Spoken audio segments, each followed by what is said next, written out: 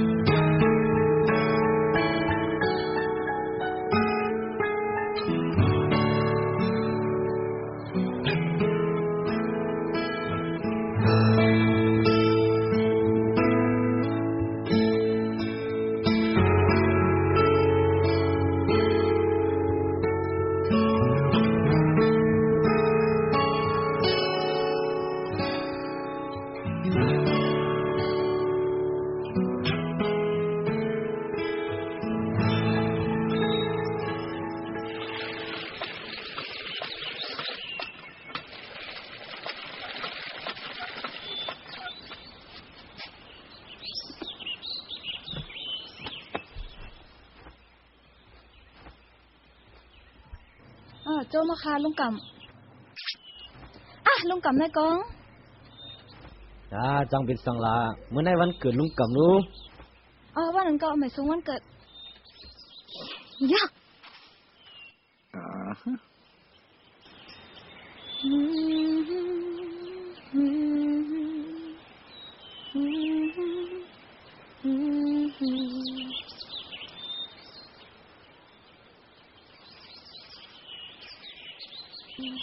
จำเขาด้วยน้องไม่อินรู้แม่ย้าเตะก่อนไรไอ้คำปังไม่ได้เอากับห้องยาแค่คำเจ้าด้วยน้องปั่นแล้วไม่จันไม่ได้จังเนาะ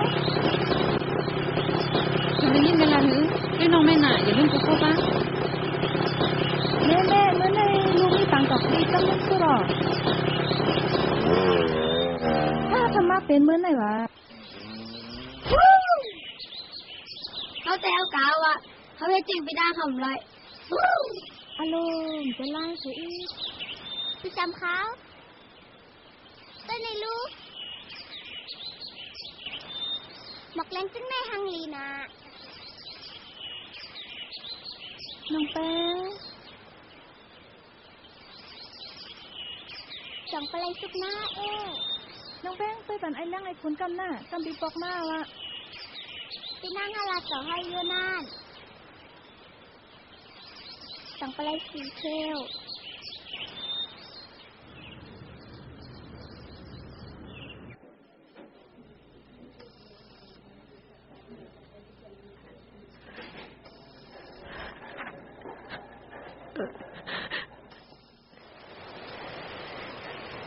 พวกอาจารย์นายทำเป็นเลย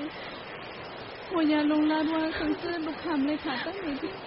ลูกค้าโกมพูดเลยย่าจะเล่นจังอย่าบีไม่เจอละถ้าที่ตุ้ยก็จอยกับปันกาดูลองก็มันดีมากเลย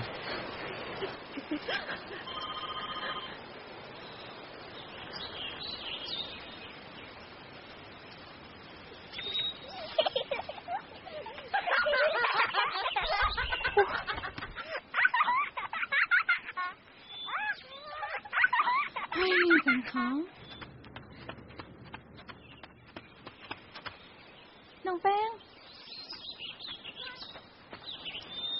เป็นทางหลานได้วีละด้วยว่าจังน้องปองใจฮะได้สังคมไล่เคยลอง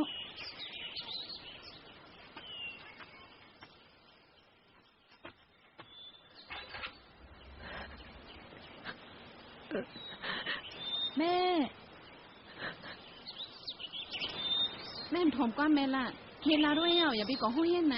ไม่ซ้ำตึกละกว่าอยู่แม่คว้างปันค้ายิงค่ะลูกอังรัดแม่เฮาอยู่เมื่อได้ลูกมีปั๊มตอบลิกนะแม่อมถอมค่ะลูกอะไรลงใหญ่เสียอะไรห้องเย็นห่าน้องไม่ห่า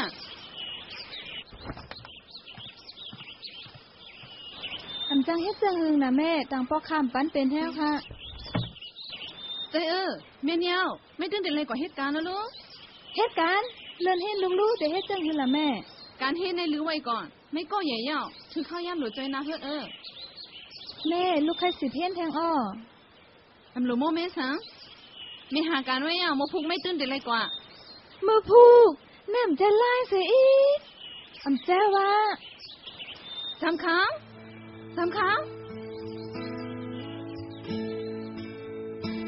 เขาติไรเฮ็ดหือแต้มเช้าแน่ค่ะอาสวดว่าให้จำนวนเช้าอย่าเตียวอ่ะว่าใน80ให้หือแต้มน้องอ่อนว่าเจ้าหูน้องอ่อนว่าถ้าว่า80 บา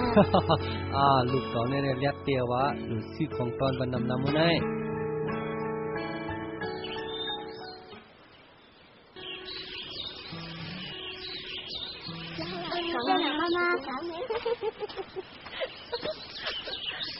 แน่มเพลงเป้งหรอไม่ตาไผล่ะน้องในตาปีออข้าเอาหมอกฮงจะในเฮ็ดเป็นปีออจำแป้งหังลิเต้ว่าปีลองมาว่านั่นควางเป็นน้องอินน่ะอำเป็นสังหลอน้องนั่นปีได้รู้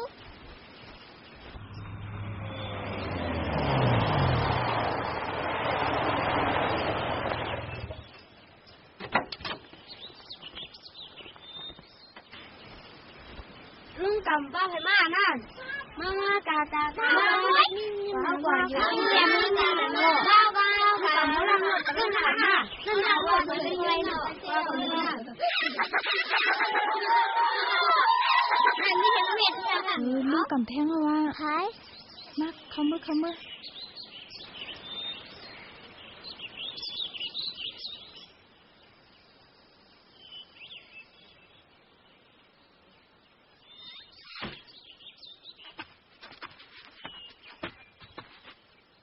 เฮาใครออกกาดตัวเฮา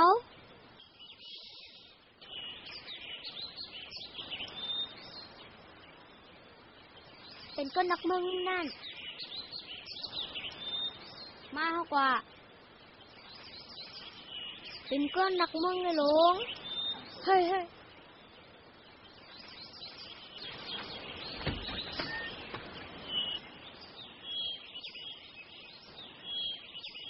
ในสุงค่าเรื่องกรรม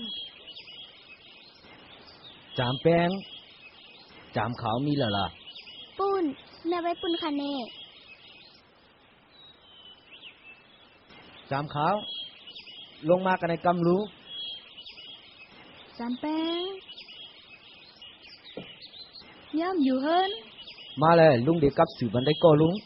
เขาในหน้าอันดีน้องเด็กเลยกว่าเหตุการณ์จำเขาในน้องจามขาวยิงโจมตีไล่ฮู้จักในฮู้ว่าน้องมีวาสนาอันลึกในห้าดูยิ่งคันในเหตุการณ์นี้มาหุงข้าวพักให้ลองมดใส่หมอเฮ็ดก็หล่อนสิไอ้สักมันกะหึง12ยอก็เล็บเซลก็เล็กในรู้แป้ง5มันตึกก็เล็กอยู่สังเจอว่าไอ้คำป่ามเลยผ่าตัดไหนเจ้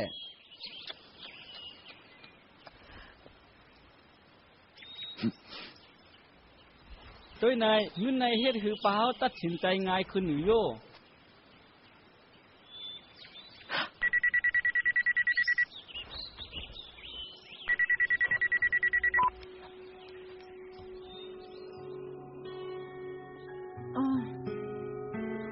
เป็นครบ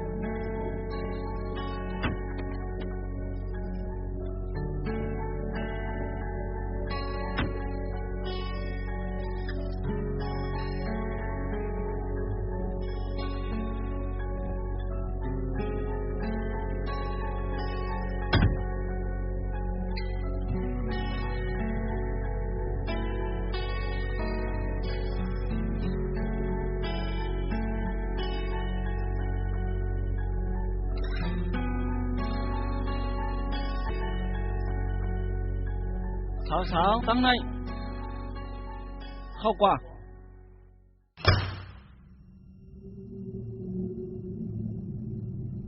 พี่สำเขา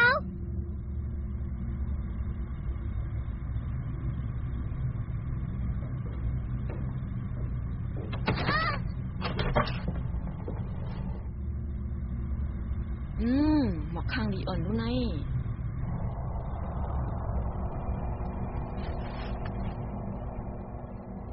ปีมาเล่นจ้ำกันเนาะ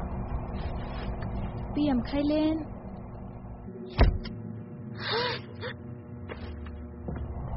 ถอดเสื้อ อำทอดเขาใครเมื่อเฮือนเว้ยอะ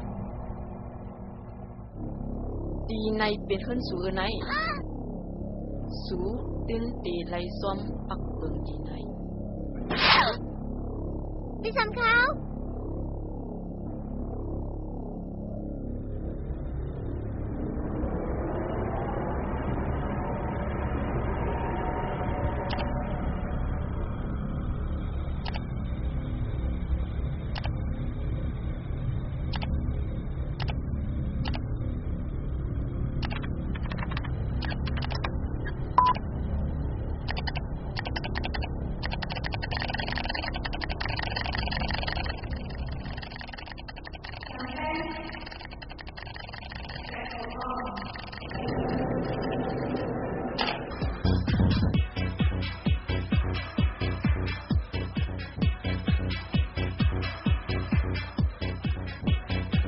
ส่งมันเหมือนเดียวฮ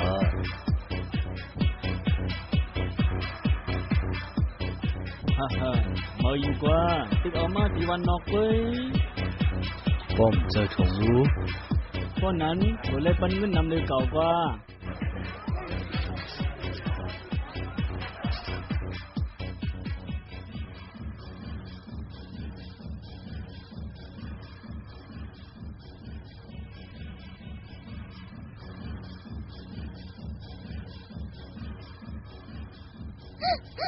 ใจถึงแม่เขาอ่ะ ปีก็ใจถึงก็ว่า มาดู